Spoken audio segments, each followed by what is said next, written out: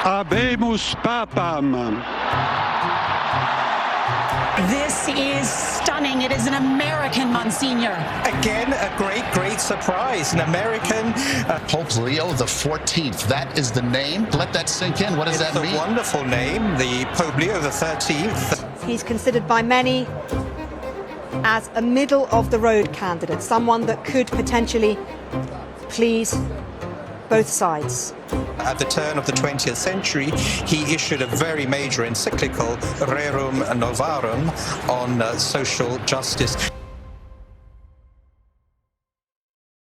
It only took 2 days of voting, but a new pope has been chosen. I don't know. It almost seems as if they already knew who they wanted. And once again, as I said in our recent video on the conclave, life seems to have imitated art. I'll get to that in a moment. But let's start with why a pope chooses a name. A pope generally takes the name of a previous pope or popes who they want to pattern their papacy after. Cardinal Robert Francis Prevost, who from this day forward will be recognized as Pope Leo XIV, chose a name for a specific reason. And I can think of a couple of reasons, and that's what we're going to see today. I had a feeling this would happen. I never like to speak in definitives, but that's why I said what I said in a previous video discussing the conclave. I suspected that a pope would be selected from the United States. And sure enough, many of you in the comments section felt the same way. In a clip from NBC News, the reporter says something that should make all of us take notice. What can you tell us about Pope Leo XIV? Well, he's an American, and that in itself is something that is shocking many people who never thought this would, be possible. The general thinking has long been that America has too much power in the world and should never have the papacy. He said that this selection is shocking, and that many believed a pope would never be chosen from the United States because the United States has too much power on the worldwide stage. However, those who have the prophetic eye and understand the proper interpretation of Revelation 13 are not surprised at all. That's because we've been teaching for over a century the United States would be the worldwide superpower, and that Protestants in this country would eventually and effectively stage a takeover of the government and create something called the image to the beast. This image to the beast would be a modernized version of the original beast from Revelation 13, verses 1 through 10, also known as the Holy Roman Empire. It's telling that Donald Trump, just days before the selection of the first pope from the United States, chose to post a picture of himself as the pope. Now, I'm not saying that he knew what would happen, but it sure is eerie. Many people were in an uproar, and others said, lighten up. It's no big deal. It's just a joke. There's nothing especially offensive about this meme. As an actual lifelong practicing Catholic myself, I found the meme benign. I mean, it's not especially hilarious, but it's also not some sort of sacrilegious attack on my faith. Not the Catholics loved it. Actually, my wife thought it was cute. She said, isn't that nice? My question about Actually, I would not be able to be married, though. That would be a lot. I'd have to the best of my knowledge, popes aren't big on getting married, are they? Not that we know of, no. It was just somebody did it in fun. It's fine. Have to have a little fun, don't you? We have the next biggest controversy of the weekend, which is that President Trump tweeted out a picture of himself as the Pope. And I shouldn't laugh, but it's him sitting there. He's got the Pope hat on, the mitre, and he's got the papal vestments. He's sitting in the throne. He's got the cross necklace. It is not to be recommended to make jokes about religious things, to reduce religious things to jokes. However, all that said, Trump clearly meant no offense. He is one of the most explicitly pro-Catholic presidents we've ever had in a country that has been anti-Catholic for a long time. Trump visited the National Shrine, St. John Paul II. His wife is Catholic. He picked a Catholic vice president. Some would say maybe our first practicing Catholic vice president. But with this recent development, this is no laughing matter. When I show you what I'm about to show you regarding the previous Pope Leo's, you're going to gain an understanding of what this Pope's intentions might be in choosing that name. I can assure you they are prophetic and they are significant. So here we are. Another Pope has taken the so-called throne, and particularly over the next few days and weeks, the question on everyone's lips will be, why did they select someone from America? Why did he choose the name Pope Leo XIV? And what will his mission and agenda be? By the selection of this name, I think I know what the agenda will be, and today we're going to look at that. Now remember, I don't like to speak in definitives. I don't know what God is going to allow or disallow, but I'm going to be honest. For me, this name selection speaks volumes. Pope Leo XIV is obviously the 14th Pope to take this name. And when my wife told me that the selection was made, my mind immediately began turning because of a book that I was impressed to start reading in late January of this year. I purchased this book years ago and never got around to reading it. I referenced it in a previous video as well. The book is entitled The Story of Christianity. There were 13 Pope Leos before Cardinal Provost selected this name, but the ones that are perhaps the most relevant are Pope Leo I, Pope Leo III, Pope Leo X, and Pope Leo XIII. Each of these popes represents something that I think is deeply significant at this particular moment in Earth's history. The first of these popes is obviously Pope Leo I, who this book references as Leo the Great, a man who has been called the first pope in the modern sense. It's said of him that he was responsible for strengthening the authority of the papacy by promoting the idea of papal supremacy. The story of Christianity puts it this way. He was convinced that Jesus had made Peter and his successors the rock on which the church was to be built, and that therefore the Bishop of Rome, Peter's direct successor, is the head of the church. Thus, in Leo's writings, one finds all the traditional arguments that would repeatedly be mustered in favor of papal authority. Obviously, this could be the main reason that Cardinal Provost selected this name. A desire to continue establishing papal authority on a larger scale. That's obviously a possibility. However, this may actually pale in comparison to the significance of Pope Leo III, and this may be the most significant clue in light of Revelation 13. Let me tell you why. Pope Leo III reigned from 795 to 816, and he reigned during a pivotal moment in the history of the papacy. That moment came when he crowned Charlemagne as emperor, officially establishing the Holy Roman Empire.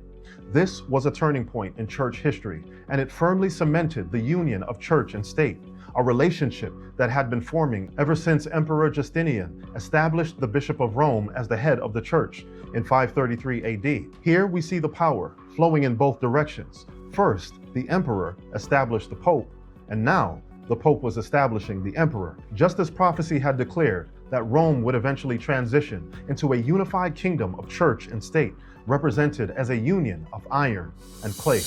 The story of Christianity puts it this way. On Christmas Day, 800, 304 years after the baptism of Clovis, Pope Leo III took a crown in his hands and approached Charles, king of the Franks, and placing the crown on his head, exclaimed, "May God grant life to the great and pacific emperor." 304 years earlier, the last emperor had been deposed. In crowning Charles, or Charlemagne, as he came to be called, Leo revived the ancient empire, now reborn under the aegis of the church. This makes me wonder, is this the goal of Leo XIV? To reestablish a lost empire? To restore what was lost, ironically and prophetically, at the hands of the nation of France in 1798? This happened when the Pope was taken prisoner and the Holy Roman Empire officially came to an end, something that Revelation chapter 13 verse 3 refers to as the deadly wound.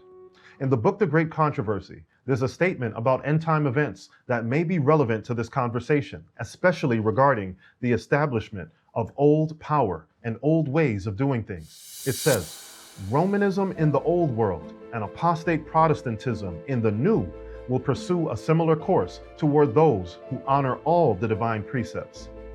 A connection here is made between a certain class of Protestants in the New World, also known as the United States, joining with Romanism in the Old. This is why it's so troubling to me that the Pope has been selected from the United States. As you're going to see in a moment, there are even more significant things that Pope Leo III, Pope Leo X, and Pope Leo XIII did that could potentially be inspiring the new Pope. Picking up from page 268 of the Story of Christianity, in speaking of Pope Leo III, it says, as Emperor Charlemagne felt called to rule his people, both in civil and in ecclesiastical matters. I hope you're catching all of this. The first emperor of the revived empire, who was crowned by Pope Leo III, understood the assignment. He wanted to rule over church and state, and I want you to take a look at what this led to. He appointed bishops, just as he named generals. Although always seeking men of worth, He also enacted laws ordering that there be preaching in the language of the people, that Sunday be kept as a day of worship and rest. Now I want you to understand, I did not just read from the Great Controversy. I'm reading from a historical book that recognizes the significance of this moment in history. You see, first there was Constantine in 321 AD with his edict declaring that on Sunday no one should work. Notice, there's nothing about worship yet. Then there was the Council of Laodicea in 363 AD that decreed that Christians should no longer Judaize by keeping the seventh-day Sabbath, but that they should worship and rest on Sunday. Then came the Edict of Thessalonica in 380 AD, which made Christianity the state religion of the Roman Empire, meaning that the rallying cry at the time was that Rome was now a Christian nation. Sound familiar? All of this paved the way for the establishment of the papacy in 538 AD and led to Emperor Charlemagne's mentality that there should be a union of church and state, which in light of this history makes Donald Trump's mindset regarding the union of church and state all the more troubling. And you know, they work right out of the White House. They've never done that. That's never been done before. No other president allowed that. I think, you know, they say separation. They say separation between church and state, they told me. I said, all right, let's forget about that for one time. We said, really, the separation? I don't know. Is that a good thing or a bad thing? I'm not sure. But whether there's separation or not, you guys are in the White House where you should be, and you're representing our country, and we're bringing religion back to our country. Now, please remember, I'm not picking on Trump. When it comes to prophecy, politicians are just placeholders. The focus is, and always should be, on what the church is doing and how it's trying to gain power over the state. But as this book says, Charlemagne wanted Sunday enforced as a day of worship and rest, and Pope Leo XIII was right there with him.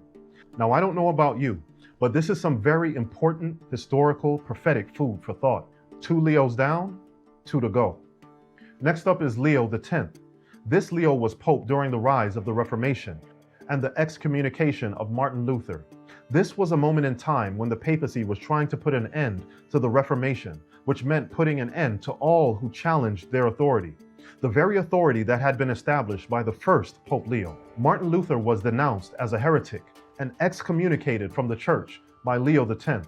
And it makes me wonder if this Pope has that in mind. The prospect of that is troubling to me as well, in light of this statement from the Great Controversy that speaks of a future scenario. It says, as the Sabbath has become the special point of controversy throughout Christendom, and religious and secular authorities have combined to enforce the observance of the Sunday, the persistent refusal of a small minority to yield to the popular demand will make them objects of universal execration. And that word execration means the act of cursing or denouncing. More food for thought. And finally, Pope Leo XIII, the most recent Pope Leo, who was known as the Pope of the working man. This was because he was the first Pope to systematically address the struggles of the working class during the industrial age. He wrote Rerum Novarum, a papal encyclical that condemned the exploitation of workers under unregulated capitalism. And he did so in his encyclical by saying the following: from this follows the obligation of the cessation from work and labor on Sundays, and certainly holy days. The rest from labor is not to be understood as mere giving way to idleness, much less must it be an occasion for spending money and for vicious indulgence, as many would have it be. But it should be a rest from labor, hallowed by religion. Rest combined with religious observances disposes man to forget for a while the business of his everyday life, to turn his thoughts to things heavenly and to the worship which he so strictly owes to the eternal Godhead. It is this above all which is the reason and motive of Sunday rest, a rest sanctioned by God's great law of the ancient covenant. Remember thou keep the Sabbath day, and taught to the world by his own mysterious rest after the creation of man. He rested on the seventh day from all his work which he had done. The Pope made the connection between workers' rights and Sunday rest that he refers to as Sabbath rest. This is very similar to the connection made in the Conservative Project 2025 document, which also links Sunday and so-called Sabbath rest. And how about the discussions from liberal politicians that also make this connection between workers' rights and Sunday rest? it's work-life balance. And as I say, when you're working multiple jobs to live paycheck to paycheck, or you're working 7 days a week, 12 hours a day, something else is sacrificed in that. And it's what ends up happening. You have to sacrifice, ability to go to church. If it's something else to do on a Sunday, maybe you get a Sunday off and you haven't slept all week and you spend the whole day sleeping. I mean, that is a reality a lot of workers face on some of the schedules they work.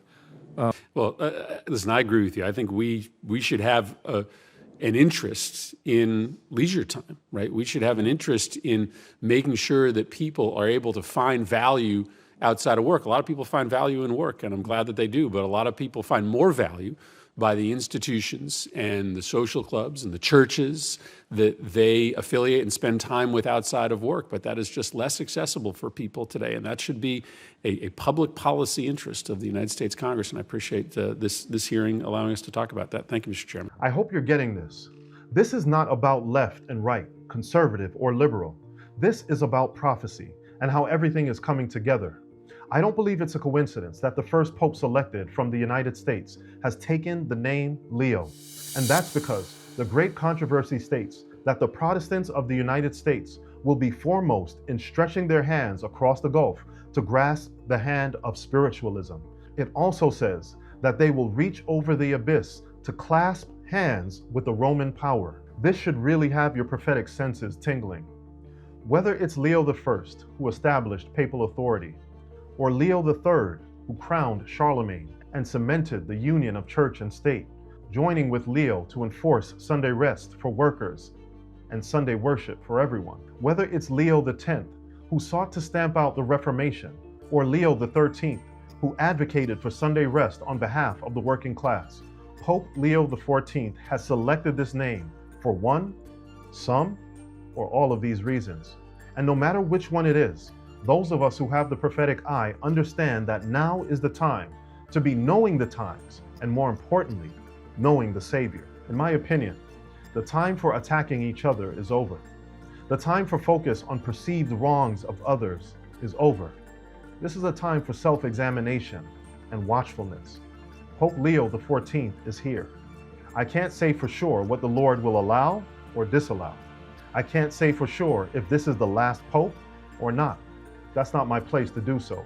And I suggest that you don't set dates either. But what I do know is that the words of Christ ring truer today than they ever have. And those words are, "And what I say unto you, I say unto all, watch." If you've been blessed and or awakened by this video, please join us and share it with others.